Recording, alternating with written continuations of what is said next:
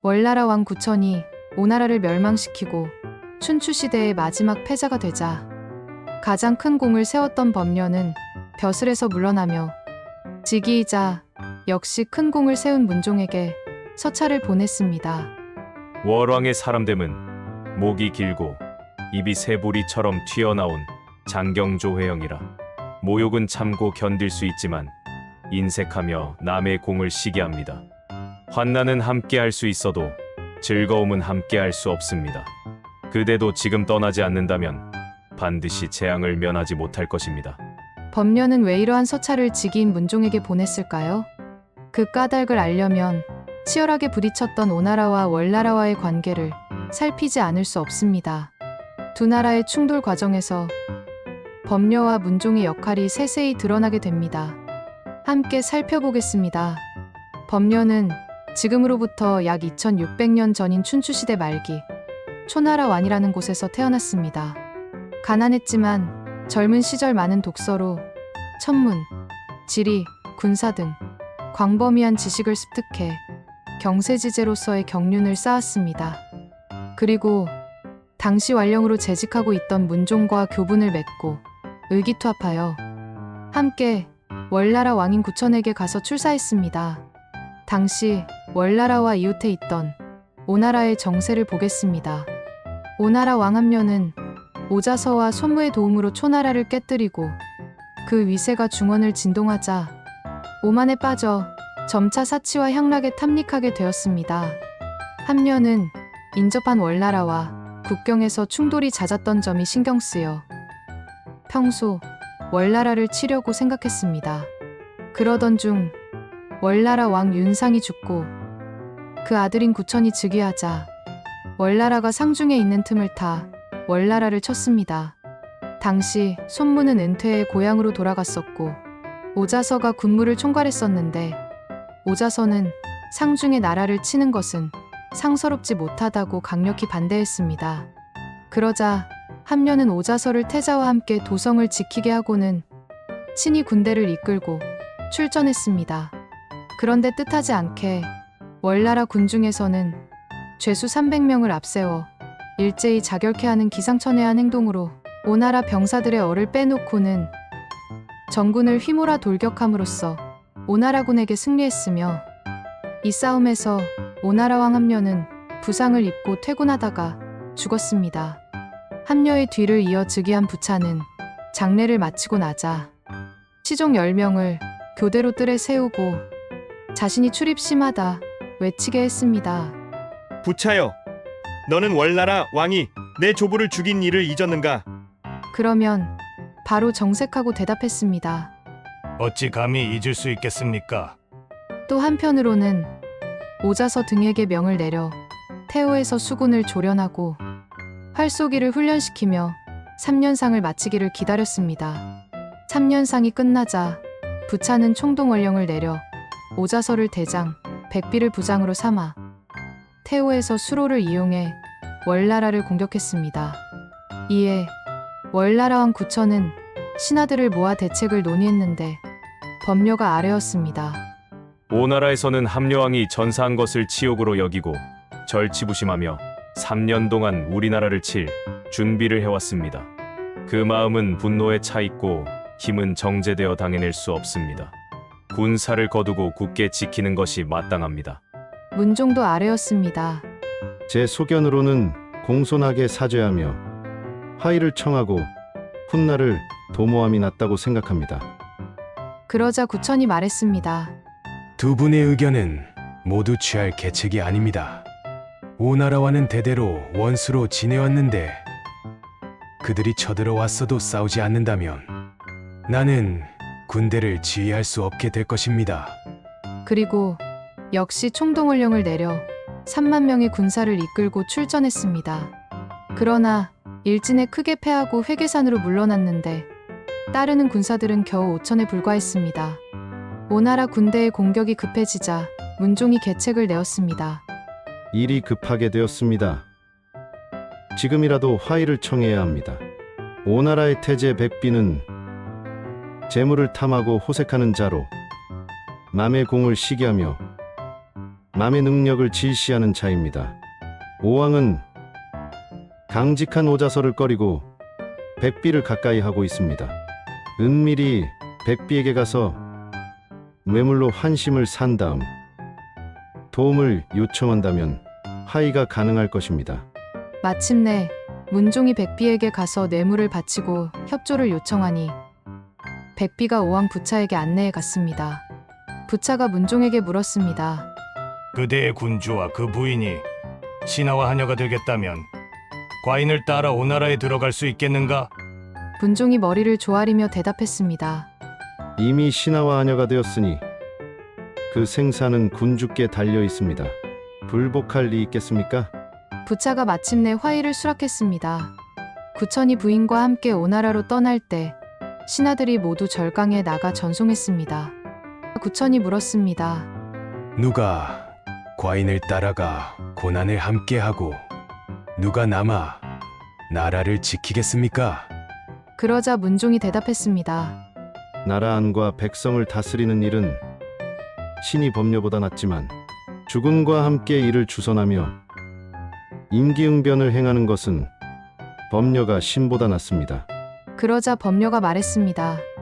문종이 스스로 국내에 남겠다고 했으니 주공께서는 그에게 국사를 맡기시고 전력을 비축하게 하십시오. 진은 위기에 빠진 주군을 도와 수치와 봉욕을 견디며 반드시 돌아와 원수를 갚겠습니다. 구천이 마침내 오나라에 들어가자 옷통을 벗고 섬돌 밑에서 부복해 머리를 조아리며 말했습니다. 동해의 천한 신하 구천은 스스로 역량을 헤아리지 못하고 변경을 범하는 죄를 지었습니다. 대왕께서 그 큰 허물을 용서해 주시고 목숨을 보정케 해주시니 참으로 큰 은혜를 입었습니다. 구천은 삼가 머리를 조아려 그 감동을 표하나이다. 부차가 말했습니다. 과인이 성군의 복수를 생각했다면 그대가 오늘 살아날 수 없었으리라. 부차는 함려왕의 묘 옆에 석실을 짓게 하고 구천의 부부가 그 안에서 지내며 말을 기르도록 했습니다. 법녀는 조석으로 구천의 시중을 들면서 촌보도 떨어지지 않았습니다. 2개월이 지난 어느 날 부차가 구천을 불러들였을 때 구천은 무릎 꿇고 부복했는데 법녀는 그 뒤에 서 있었습니다. 그 모습을 본 부차가 법녀에게 말했습니다. 슬기로운 여인은 망한 가문에 출가하지 않으며 현명한 자는 멸망한 나라에 출사하지 않는다고 했소. 지금 구천이 무도해 이미 나라가 망하자 그대들 군주와 신하가 모두 노복이 되어 한 집에 구금되어 있으니 어찌 비참하지 않은가. 그대가 월나라를 버리고 오나라에 귀순한다면 과인이 중용하리라. 그대의 뜻은 어떠한가? 그러자 법녀가 머리를 조아리며 대답했습니다. 망한 나라의 신하는 정사를 논할 수 없으며 전쟁에서 패한 장수는 용맹을 말해서는 안 된다고 했습니다. 진은 월나라에 충성했으나 믿음을 주지 못했고 월왕을 보필했으나 역량이 부족해 대왕께 죄를 짓게 되었습니다. 다행히도 대왕께서 처벌하지 않으시어 군신이 서로 의지하며 지낼 수 있게 되었으니 이것으로 족합니다. 그리하여 구천과 함께 석실로 돌아갔습니다. 구천은 쇠코잠방이를 입고 두건으로 머리를 동여맨 차림으로 꼴을 베어 말을 길렀으며 그 부인도 평민의 옷차림으로 말똥을 치우며 물청소를 했습니다. 그리고 법녀는 장작을 주워다가 부뚜막에 불을 지폈습니다. 부차가 사람을 시켜 그들을 살피게 해보니 그들이 원망하거나 탄식하며 고국을 그리워하는 모습을 보이지 않는 것을 보고 마침내 안중에 두지도 않게 되었습니다. 어느 날 부차가 백비와 함께 고소대에 올랐다가 석실을 내려다보자 구천의 부부와 법녀의 모습은 군신의 예가 살아있고 부부간의 예도 온전했습니다. 부차가 그 모습을 보고 불현듯 불쌍한 생각이 들어 용서할 마음이 일었습니다. 그리하여 마침내 부차가 백비에게 말했습니다. 태사에게 명해 길이를 택해 월왕을 용서하고 귀국시키는 것이 좋겠소.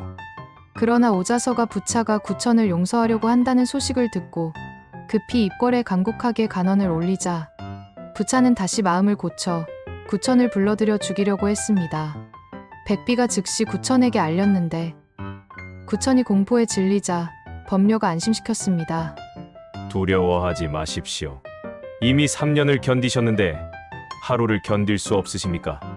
반드시 별탈은 없을 것입니다.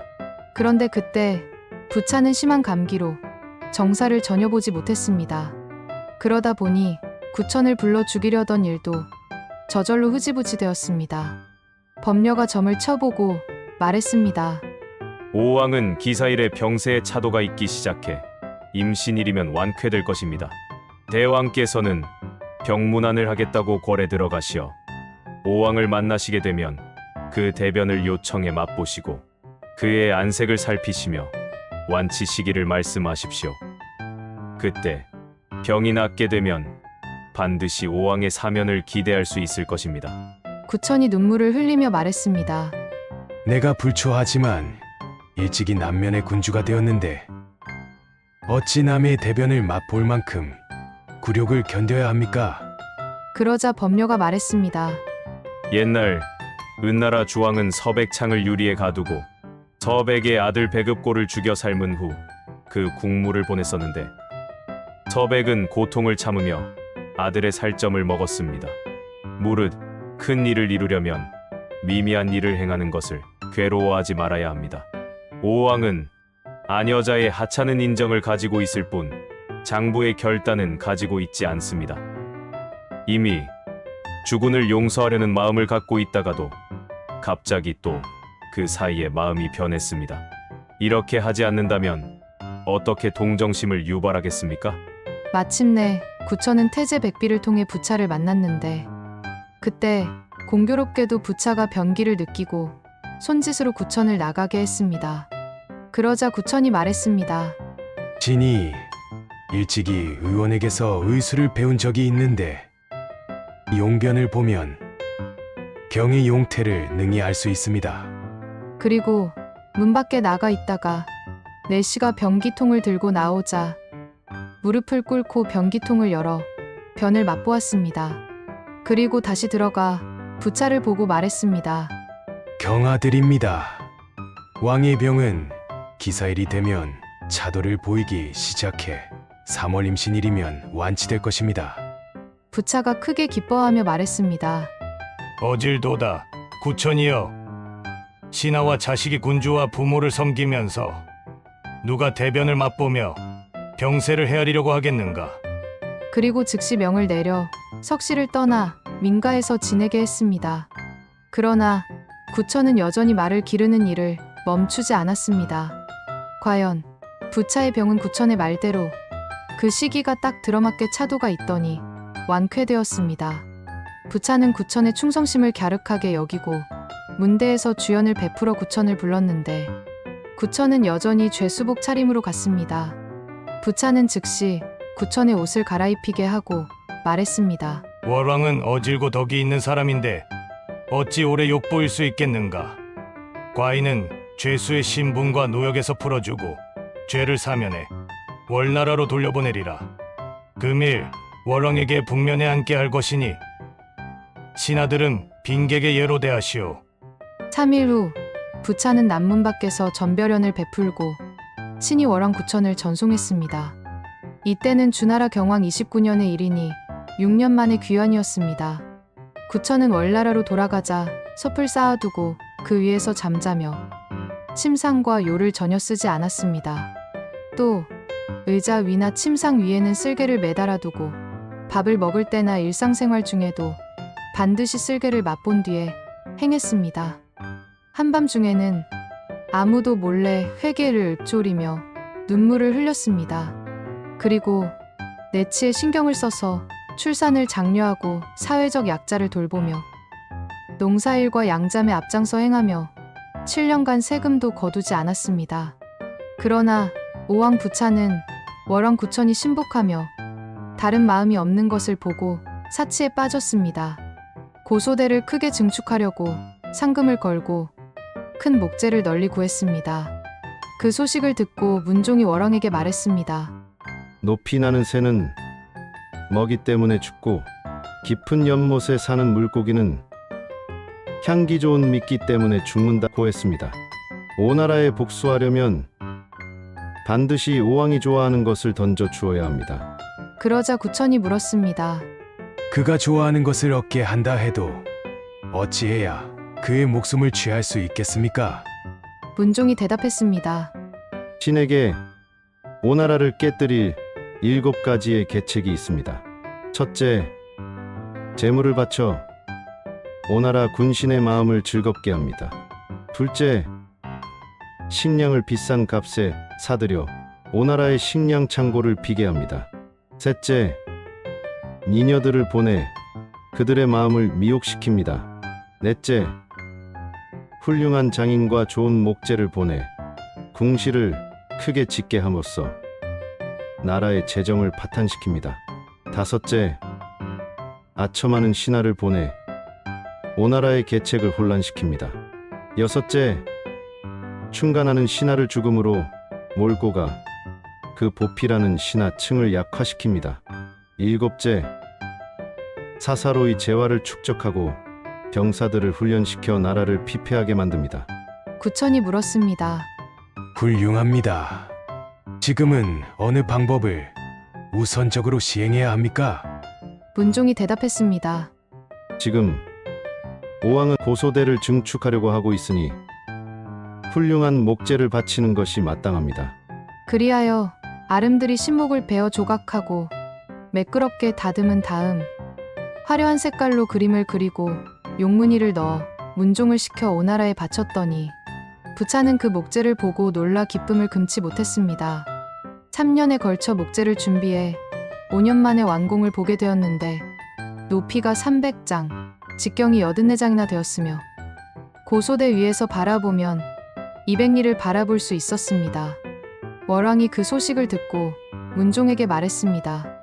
그대의 말대로 좋은 목재를 보내 궁시를 크게 짓게 함으로써 재정을 탕진시키는 계책은 이미 행해졌소. 이제 누대 위에는 반드시 아름다운 가동과 무녀로 채우려고 할 것인데 절세미인이 아니라면 그의 마음을 미혹시키기에는 부족할 것이오. 그대가 그 일을 도모해 주시오. 문종이 대답했습니다. 흥망의 운세는 하늘이 정하는 것입니다. 하늘이 이미 신목을 내려주었는데 어찌 미녀가 없겠습니까? 마침내 절하산 밑에서 살고 있던 서시와 정단 두 사람을 뽑았습니다. 두 사람에게 3년 동안 가무를 가르치고 예절을 익히게 한 다음 법녀를 시켜 6명의 시녀와 함께 오나라에 바쳤습니다. 부차는 서시를 총애해 영암산 위에 특별히 관회궁을 지었는데 구리로 도랑을 만들고 옥으로 난간을 만들어 주옥으로 장식하는 등 그 호화로움은 말로 형언할 수 없을 정도였습니다. 그 다음 계책으로 문종이 건의해 오나라에 양곡을 요청했더니 오왕이 기꺼이 보내주었습니다. 그러나 다음에 빌린 양곡을 상환할 때에는 좋은 종자의 곡식을 골라 잘 쪄 익혀서 보냈습니다. 오왕 부차는 그런 줄도 모르고 널리 그 곡식을 나눠주어 파종케 했는데 결국 모두 싹이 나지 않아 대기근을 맞이하게 되었습니다. 한편으로 구천은 무술교사를 초빙해 병사들에게 검술과 활쏘기를 익히게 하며 군사들을 조련시켜 오나라에 복수를 하기 위한 준비를 계속했습니다. 그 후 제나라에서 노나라를 침공하자 노나라에서는 오나라의 구원을 요청했는데 부차는 노나라를 구원하기 위해 제나라를 치려고 했습니다. 오자서가 극력 반대하자 부차는 제나라의 손을 빌어 오자서를 죽이려고 오자서를 제나라에 보내 전서를 전달하게 했습니다. 오자서는 부차가 자신을 죽이려고 한다는 것을 알고 아들 오봉을 데리고 제나라의 도성인 임치에 가서 평소 친분이 있던 포씨 가문에 아들을 맡겼습니다. 부차가 제나라의 승리에 돌아왔을 때 백비는 오자서가 아들을 제나라에 맡긴 일을 거론하며 참소했습니다. 부차가 결국 오자서에게 총루검을 보내 자결케 하자 오자서는 탄식하며 가인에게 유언을 남겼습니다. 내가 죽게 되면 내 누나를 파내 동문에 걸어두어라. 나는 월나라 군대가 오나라 도성에 들어오는 것을 지켜보리라. 이 말을 전해 들은 부차는 오자서의 수급을 반문성의 성루 위에 걸게 하고 그의 시신은 말가죽으로 만든 자루에 넣어 강물에 던지게 했습니다. 그 후 부차는 더욱 교만방자해져 맹주의 자리를 노리고 황지에서 제후들과 대대적인 회동을 갖기로 하고 정예군을 이끌고 출발했습니다. 그 틈을 노려 월왕 구천은 정군을 이끌고 오나라를 침공했습니다. 오나라의 태자우는 전사했고 고소대는 불태워져 한 달이 지나도록 불길이 멈추지 않았습니다. 급보를 받은 부차는 서둘러 제후들과의 회맹을 마치고 귀국했으나 이미 전의를 상실한 오나라군은 월나라의 정예군을 당해내지 못하고 패배하고 말았습니다. 부차가 백비를 보내 화의를 청하자 구천은 법녀의 의견에 따라 화의를 승낙하고 회군했습니다. 그 후 부차는 주색에 탐닉해 정사를 돌보지 않았는데 더욱이 연이은 흉년으로 민심이 크게 동요했습니다. 월왕 구천이 다시 정군을 이끌고 오나라에 쳐들어갔습니다. 부차가 군대를 이끌고 월나라 군을 맞이해 싸웠으나 다시 크게 패하고 말았습니다. 그러자 부차는 측근들에게 말했습니다. 죽은 사람이 알아볼 수 있다면 지하에서 무슨 면목으로 오자서를 보겠는가? 반드시 비단세폭을 겹쳐 내 얼굴을 가려주기 바란다. 그리고 부차는 허리에 창검을 빼 자결했습니다. 월왕은 고소성에 입성해 오나라 궁에서 백관의 칭하를 받았습니다.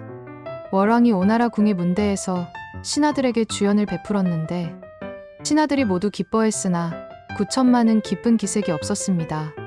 법녀가 그 모습을 보고 은밀히 탄식했습니다.